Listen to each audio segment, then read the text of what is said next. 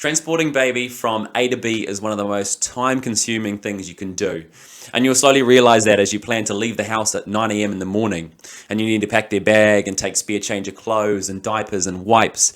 And then they get hungry just as you're about to get in the car, so you have to feed them. And then they get tired and they need a nap for an hour, and you actually end up leaving at like 2 p.m. in the afternoon and you've missed all your plans. And honestly, that's happened to me many, many more times than I can count. And unfortunately, it's just one of those things that you have to deal with babies. First off, let's have a look at the basic essentials you'll need to move baby from A to B. When it comes to car seats and capsules, my favorite, and the ones that we used, were the Britimax Marathon, which was the car seat, and Capsule Evenflow, which was the capsule.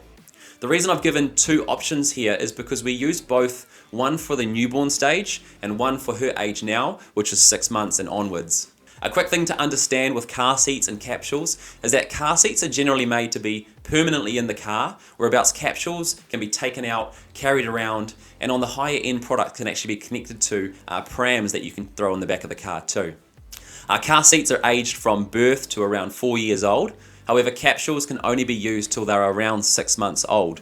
It's really a convenience for cost with this. Convenience is that a capsule means you can move a sleeping baby easily without disturbing them. However, you will need to upgrade to a car seat, which requires another purchase down the road as they sort of hit that 6 month mark.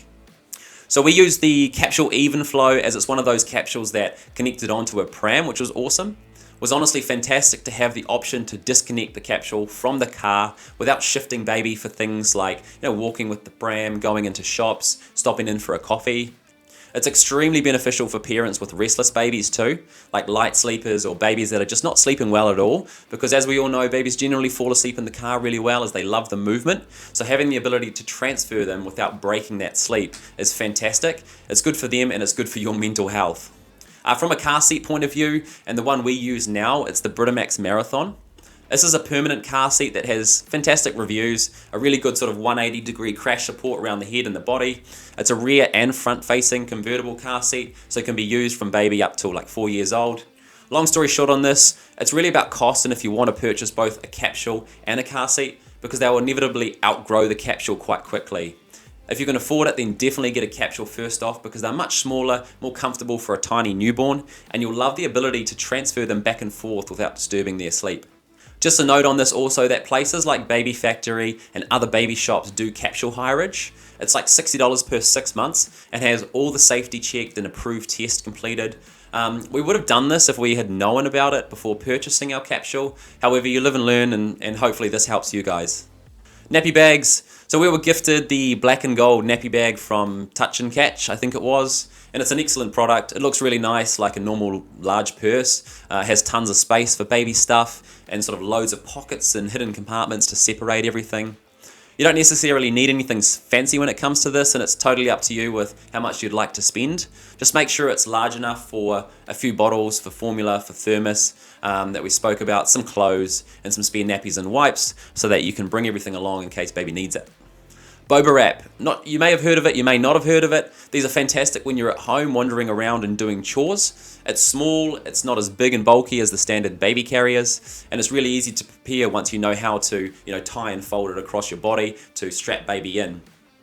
It is pretty complicated to set up at first. I was very confused learning the movements to tie around your body, but it doesn't take long, and it does free up your hands to do other things whilst carrying baby. So you can keep them in the front, you can do your chores, you can make coffees, you can cook dinner, you can bake, you can do whatever you like with baby right in front, nice and comfortable. I wouldn't use it though if you're going out for an actual walk, because they're not the strongest support. They're just a really good option for walking around at home with baby. Prams. So we initially used the Capsule Evenflow pram, as I was saying, which was the connection piece to the capsule itself. But the problem we ran into with that is that we're a super active family. We love going on walks. We go to the beach, and the Evenflow has tiny little wheels, which ended up being an absolute pain in the sand and the gravel. So we switched to the mountain buggy Urban Jungle, and haven't really looked back since. It's got huge wheels, massive wheels to run over stones and sticks and gravel. It has loads of interchangeable things too, like a carry cot lay down bed, so that it actually lays down and it faces towards you for newborns. It's got a waterproof cover, easily accessible sort of brake systems up the top of the handle, and it just fits an active lifestyle much more. You can get these secondhand in really good condition, and most of the attachments also come secondhand for a good price. Or if you're wanting something new, just make sure that you wait for those holiday deals, because that's when you get those 40 to 50% off deals.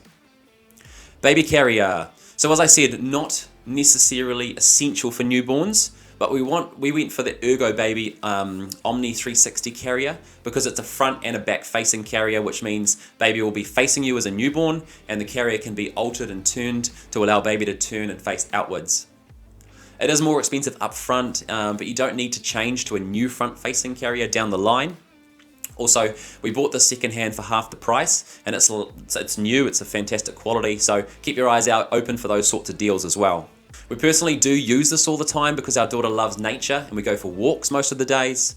Under the age of 5 to 6 months, they'll probably be fine in a pram, but you just have to remember that babies are in mum's tummy for 9 months, so to be put in a pram completely disconnected from that human connection and warmth is not particularly natural for them. The downside with a carrier is that a pram can hold, spare nappies, bottles, rain cloths, and other things whereabouts you're pretty limited with what you can carry on one of those carriers. So always check the weather and make sure Bubs has had their bottle before you go out for a walk. Cool, so that about wraps things up for transporting Bubs. I hope you learned a few bits and pieces through the video. If you haven't subscribed, then you better scroll down and click that button because I've got some really good videos coming up over the next few weeks.